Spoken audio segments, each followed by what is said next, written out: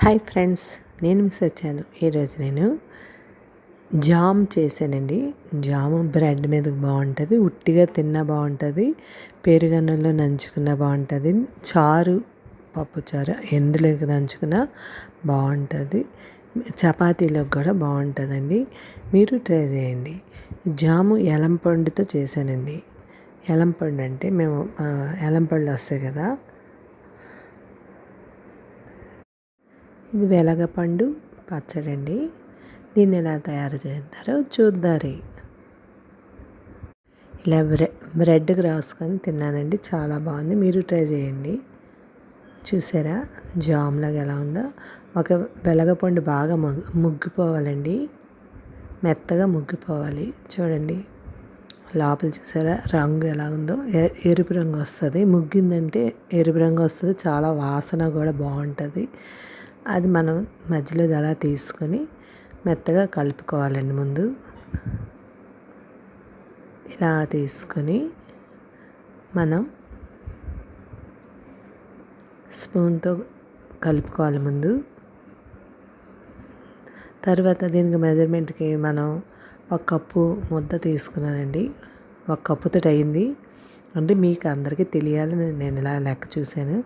అదే కప్పుతో పంచదార, ఒక కప్పు వెలగపండు ముద్ద, ఒక కప్పు పంచదార అండి.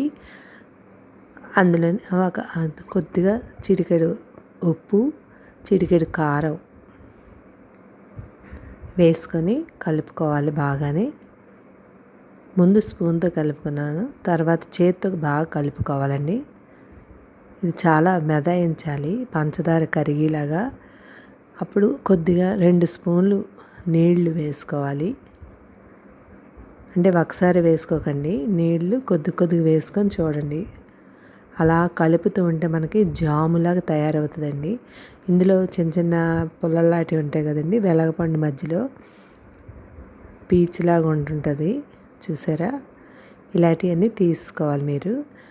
ఒక్కొక్క పండుగైతే ఎక్కువ వస్తాయి పీచులు, కొన్ని పండుగ రాలేదు. ఈ పండుగ మాత్రం తక్కువే వచ్చాయండి, పీచు అనేది తక్కువే ఉంది.